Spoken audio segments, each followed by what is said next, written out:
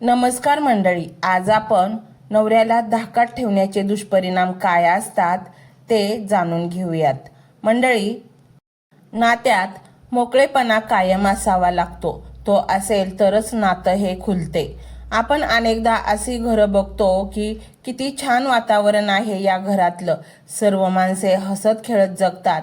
पण हे वातावरण तेव्हाच असते जेव्हा नवरा बायको हे नातं उत्तम असेल. माझ्या बायकोने माझ्या धाकात राहायला हवं किंवा माझा नवरा माझ्या मुठीत राहिला पाहिजे म्हणून धाक दाखवणे, यातूनच मनात आणि नात्यात दुरावा येतो. धाक कसला तर तू जर अशी वागशील तर मी माझ्या स्वतःच्या जीवाचे काहीतरी बरे वाईट करून घेईन, असा धाक. हा धाक अतिशय मनाला आतून घाबरवणारा असतो. तू माझ्या मनाप्रमाणे नाही वागलीस तर मी कायमचं घर सोडून जाईन. आणि अशा या धाकामुळे नात्यात उरती ती फक्त नजरकैद, आणि अशा धाकात ठेवण्याचे परिणाम सुद्धा होतात. काही घरांमध्ये असं दिसतं की बायको नवऱ्याला कायम धाकात ठेवते. सतत रागवणे, ओरडणे, कमी लेखणे, निर्णय घेऊ न देणे. काहींना वाटतं नवरा धाकात ठेवला तरच तो नीट राहतो. पण खरं सांगायचं तर हा धाक कधी कधी घरासाठी खूप मोठे दुष्परिणाम घेऊन येतो. आज आपण जाणून घेऊया नवऱ्याला कायम धाकात ठेवण्याचे दुष्परिणाम काय असतात किंवा काय होऊ शकतात. 1. प्रेम कमी होतं. लग्न म्हणजे फक्त दोन माणसं एकत्र राहणं नाही. लग्न म्हणजे प्रेम, आदर आणि समजूतदारपणा. पण जर बायको नेहमी नवऱ्याला धाकात ठेवत असेल तर हळूहळू प्रेम कमी होऊ लागते. कारण प्रेम जिथे असतं तिथे भीती नसते, पण जिथे भीती असते तिथे प्रेम टिकणं कठीण होतं. 2. नवरा मनाने दूर जातो. नवरा बाहेरून काही बोलत नाही, पण आतून खूप गोष्टी सहन करत असतो. जर रोज त्याला कमी लेखलं, रोज त्याच्यावर ओरडलं तर तो हळूहळू मनाने दूर जाऊ लागतो. तो घरात असतो पण मनाने घरापासून दूर गेलेला असतो. 3. संवाद बंद होतो. कोणत्याही नात्याचा पाया म्हणजे संवाद. पण जर नवऱ्याला वाटू लागलं की मी काहीही बोललो तर बायको ओरडणारच आहे, तर तो बोलणंच बंद करतो. तो मनातल्या गोष्टी सांगत नाही, त्याच्या समस्या सांगत नाही, आणि मग नात्यात शांतता येते, पण ती सुखाची शांतता नसते. 4. नवऱ्याचा आत्मविश्वास कमी होतो. नवऱ्याला जर सतत असं ऐकायला मिळालं, तुला काही कळत नाही, तू काही कामाचा नाही, तर हळूहळू त्याचा आत्मविश्वास कमी होऊ लागतो.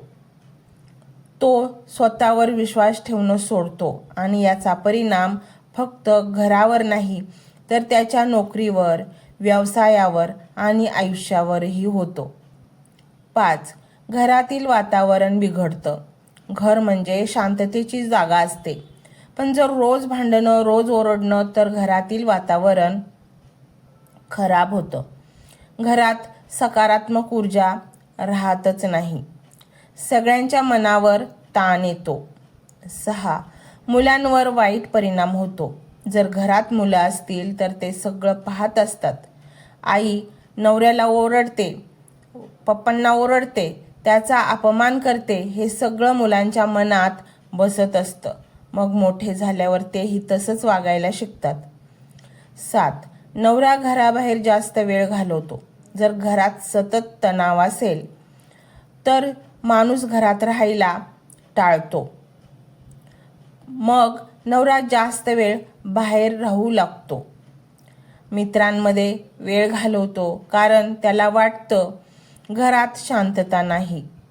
8. नातं कमकुवत होतं. धाकाने नातं चालत नाही. नातं चालतं समजून घेण्याने, आदराने, प्रेमाने. जर एकाने दुसऱ्यावर सत्ता गाजवली तर नातं हळूहळू कमकुवत होतं. मग काय करावं? नवऱ्याला धाकात ठेवण्यापेक्षा त्याच्याशी प्रेमाने बोला, त्याचा आदर करा, त्याला समजून घ्या. नवरा आणि बायको हे शत्रू नसतात, हे एकमेकांचे साथीदार असतात. एकमेकांना साथ दिली, एकमेकांना समजून घेतलं तर घरात सुख, शांती आणि आनंद राहतो. शेवटचा छोटा विचार लक्षात ठेवा, धाकाने घर चालत नाही, घर चालतं प्रेमाने. नवरा असो किंवा बायको, दोघांनी एकमेकांचा आदर केला पाहिजे, तरच संसार खऱ्या अर्थाने सुंदर होतो. तर मंडळी, हे विचार तुम्हाला कसे वाटले हे कमेंटमध्ये नक्की सांगा. चॅनलवर आलाच आहात तर सबस्क्राईब करूनच जा. बेल आयकॉनचे बटन देखील प्रेस करायला विसरू नका, म्हणजे माझे असेच नवनवीन व्हिडिओ तुम्हाला लवकरात लवकर मिळतील. श्री स्वामी